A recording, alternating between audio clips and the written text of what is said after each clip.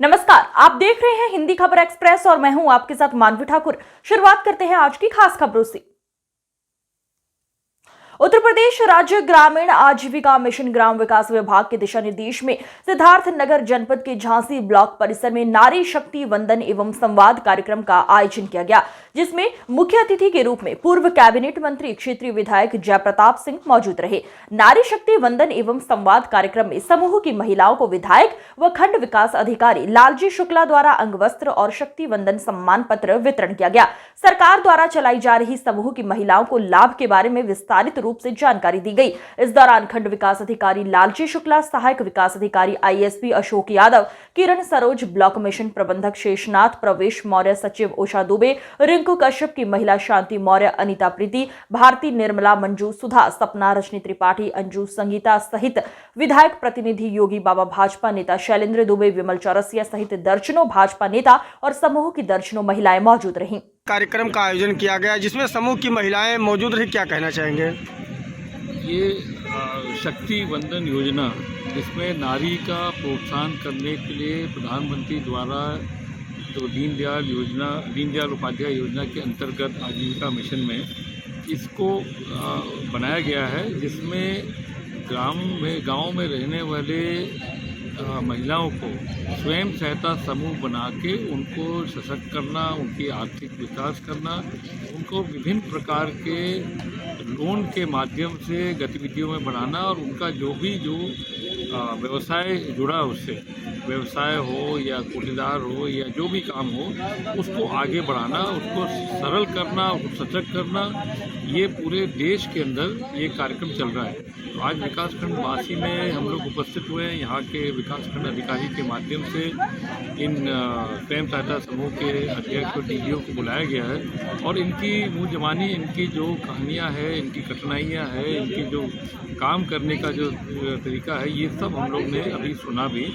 और बहुत ही प्रसन्नता की बात है कि इन डीडीओ के माध्यम से आज ये अपने समूह को मजबूत करते जा रहे हैं और आगे भी अपने पैर पर खड़े होने का योजना है। पूरा सपोर्ट, इनको जो समर्थन है वो हमारे सरकार के द्वारा, ब्लॉक के माध्यम से सरकार के द्वारा मिलेगा उनको। विधायक जी, साड़ी और प्रशस्ति पत्र वितरण किया गया समूह की महिलाओं में, कितने महिलाओं में वितरण किया गया है? अब मुझे लगता है कि कितने 62 महिलाओं के बीच में वितरित किया गया इस सम्मान देने के लिए, उनको आगे प्रोत्साहन करने के लिए। और हम लोग का तो ये कार्यक्रम निरंतर चलते रहेगा कि ऐसे लोगों का बराबर हमारे ब्लॉक मिशन जो ब्लॉक में जो मिशन मैनेजर है उनके माध्यम से इनको बुला के इनकी जो कठिनाइयों को दूर करते हुए, इनकी गतिविधियों को बढ़ाते हुए और हर एक महिलाओं को आगे उनकी आर्थिक शक्ति बढ़ाने का यही काम है। राहुल गांधी की भारत जोड़ो न्याय यात्रा उत्तर प्रदेश की सीमा में पहुंचने पर प्रदेश व जिला कांग्रेस के राष्ट्रीय पदाधिकारियों ने भव्य स्वागत किया। जैसे ही ये यात्रा चंदौली के बिहार सीमा पर स्थित नौबतपुर पहुंची, कार्यकर्ताओं ने अपने राष्ट्रीय नेता का गर्मजोशी से स्वागत किया। मंच पर झंडे का हस्तांतरण करने के उपरांत सैयद राजा स्थित नेशनल इंटर कॉलेज परिसर में राहुल गांधी के नेतृत्व में जनसभा हुई। सभा में राहुल गांधी ने भाजपा और पीएम नरेंद्र मोदी पर जमकर निशाना साधा। उन्होंने कहा कि देश में दो तरह की विचारधारा है, एक भाई को भाई से जोड़ती है और एक भाई से भाई की नफरत कराती है। इस यात्रा के माध्यम से नफरत की बाजार में मैं मोहब्बत की दुकान खोलने आया हूं। पिछली यात्रा से यात्रा में एक अलग मुद्दा न्याय का जोड़ा गया है। सरकार का गरीबों व किसानों की समस्याओं से कोई सरोकार नहीं है। भाई और बहनों, हिंदुस्तान के गरीब लोगों के लिए मजदूरी का रास्ता खुला है, कॉन्ट्रैक्ट लेबर का रास्ता खुला है, बेरोजगारी का रास्ता खुला है, भूख का रास्ता खुला है। अगर आप अरबपति हो, नरेंद्र मोदी जी के मित्र हो, जो भी आपको जमीन चाहिए ले लो, जो भी एयरपोर्ट चाहिए ले लो, रेलवे चाहिए ले लो, मोबाइल फोन जो भी चाहिए आपको मिल जाएगा। समाजवादी पार्टी के पूर्व राज्य मंत्री तेज नारायण पांडे पवन ने मुख्यमंत्री योगी आदित्यनाथ की सरकार पर बड़ा आरोप लगाया है। शहर के एक होटल में आयोजित की गई पत्रकार वार्ता के दौरान पूर्व राज्य मंत्री तेज नारायण पांडे पवन ने कहा कि उत्तर प्रदेश के मुख्यमंत्री योगी आदित्यनाथ जी के नाक के नीचे जहां पर वो हर दूसरे तीसरे दिन आते हैं, जनपद अयोध्या में भ्रष्टाचार चरम पर है।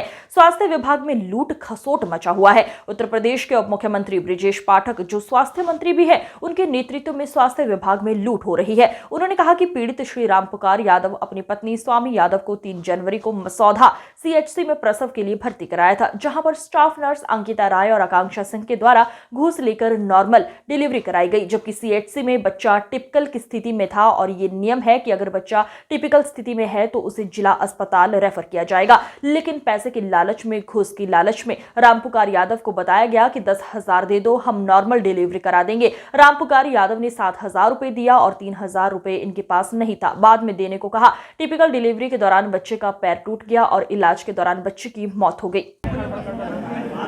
सीएससी मसौदा, ब्लॉक मसौदा सीएससी पे मैंने अपनी वाइफ को भर्ती कराया था 3 तारीख को, और उसके बाद उससे जिस दिन हमारा बच्चा हुआ उसके बाद से तब से उसकी पैर की हड्डी टूटी थी। हड्डी टूटी, उसकी सारी जानकारी, सारे संज्ञान, डॉक्टर, वहाँ अधीक्षक, सबको जानकारी थी। 24 तारीख को हमने एप्लीकेशन वहाँ पे दिया, सीएससी पे दिया। 25 तारीख को मैंने लिखित एप्लीकेशन पूरा थाना पूरा कलंदर पे दिया, जिसकी अभी तक हमारी कोई कार्रवाई नहीं हुई। फिर उसके बाद मैंने 23 तारीख को सीएमओ साहब को दिया, और उसके बाद डीएम साहब, आईजी साहब, मतलब एसएसपी साहब, सबके संज्ञान में सारा मामला हमने एप्लीकेशन, आईजीआरएस जो भी था हमने सब पूरा किया, लेकिन अभी तक कोई कार्रवाई नहीं हुई हमारे साथ। हम मांग ये करते हैं कि जो दोषी है उसके ऊपर उसके खिलाफ कार्रवाई की जाए। आपके हिसाब से इस मामले सीओ साहब 9 तारीख को सीएम साहब, सीओ सिटी साहब ने कहा था, मीडिया के सामने कहा था कि पीएम रिपोर्ट जो भी आएगी उसके खिलाफ अगर आएगी तो मैं जो भी आएगी मतलब उससे हिसाब से कड़ी से कड़ी धाराओं में मुकदमा दर्ज करके वो, लेकिन अभी तक सीओ साहब अपना मतलब उस पर हाथ हटा के कह रहे हैं कि हमारे हाथ में नहीं है। उनका बयान है। इधर आया आकांक्षा सिंह और सीएससी अधीक्षक खुद आशुतोष श्रीवास्तव जी खुद है उसमें, स्वयं तीनों अधीक्षक। इस मामले में कोई जानकारी नहीं है। क्या नाम है आपका? पुकार यादव।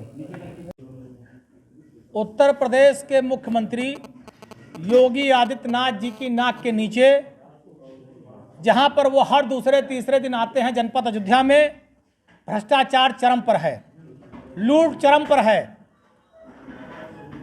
उत्तर प्रदेश के उप मुख्यमंत्री बटे स्वास्थ्य मंत्री, बटे छापा मंत्री, बटे उछल कूद मंत्री के नेतृत्व में स्वास्थ्य विभाग में लूट हो रही है। पूरा मसौदा सीएससी का मामला है। श्री राम पुकार यादव, इनकी पत्नी स्वाति यादव 3 जनवरी को मसौदा सीएससी में एडमिट हुई।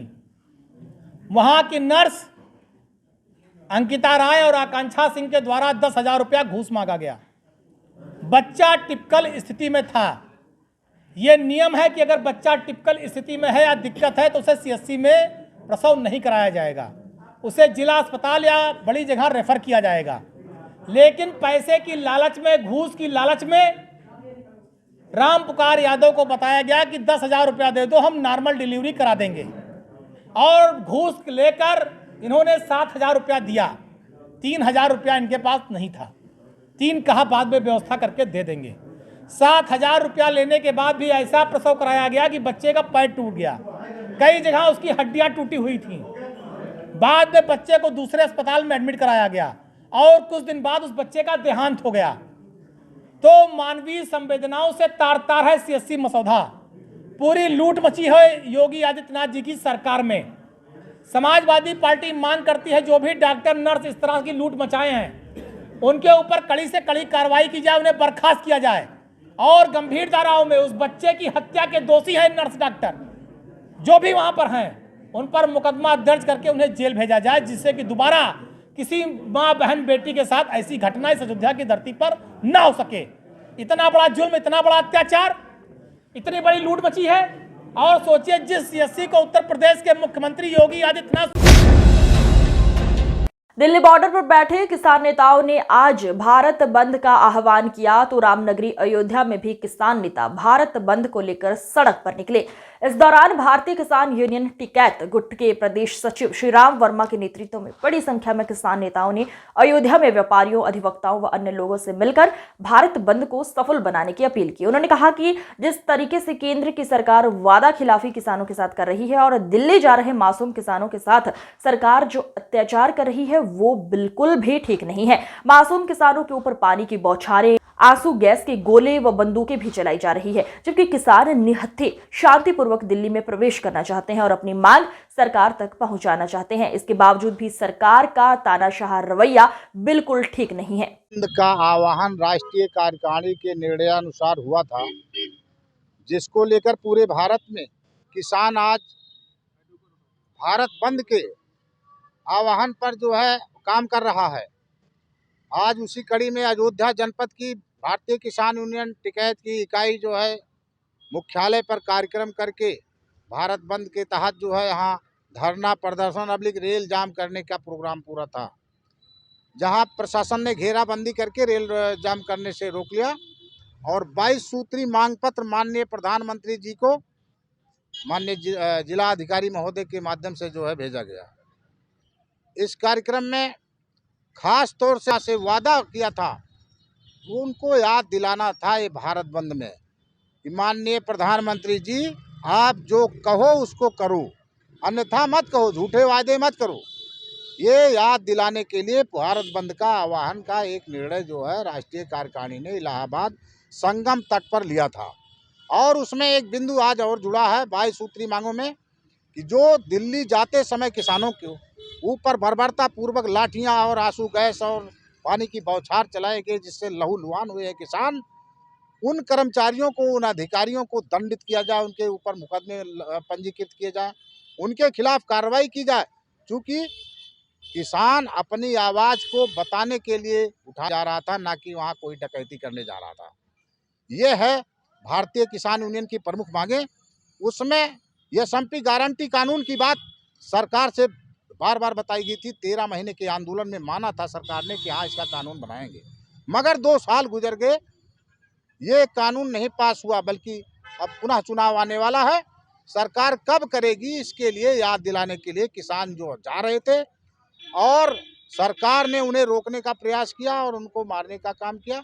ये गलत किया है, ये अति निंदनीय है और हम लोग भी पूरा मुस्तैदी से राष्ट्रीय कार्यकारिणी के निर्णयानुसार जो निर्देश होगा उसका कड़ाई से पालन करेंगे। दिल्ली घेरने की बात आएगी, दिल्ली घेरेंगे।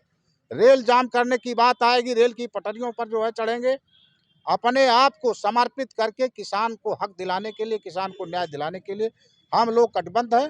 चौधरी महेंद्र सिंह टिकैत के सपनों को साकार करने के लिए भारतीय किसान यूनियन टिकैत का एक एक कार्यकर्ता अपनी जान की बाजी लगा दिया।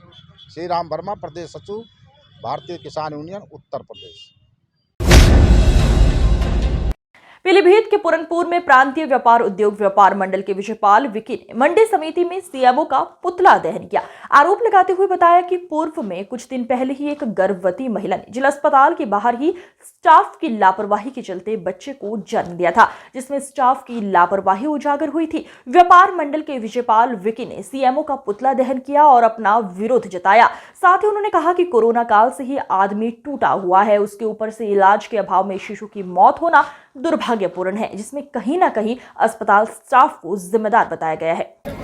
क्या नाम है आपका? मैं विजयपाल विक्की, प्रांतीय मंत्री उद्योग व्यापार मंडल उत्तर प्रदेश। विक्की, आज ये पुतला फूका, किसका फूका और क्यों फूका? ये पुतला सीएमओ डिस्ट्रिक्ट पीलीभीत, उनकी नालायकियाँ, उनका भ्रष्टाचार इतना पनप गया है जिले में कि पूरा चरम सीमा पे है।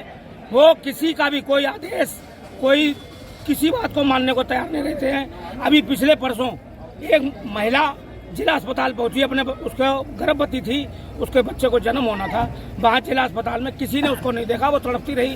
तड़पने के कारण वो बेचारी रोड पे ही उसने बच्चे को जन्म दिया और वो बच्चा भी उसका मर गया। अगर ये जिला अस्पताल वाले के ऊपर सीएमओ का नियंत्रण होता तो वो महिला की, मैं कहता ठीक है, अस्पताल में उसको भर्ती कर लेते, उसके बाद उसकी किस्मत रहती, उसका बच्चा बचता ना बचता। मगर आप देखिए, क्या गरीब को जीने का अधिकार नहीं है?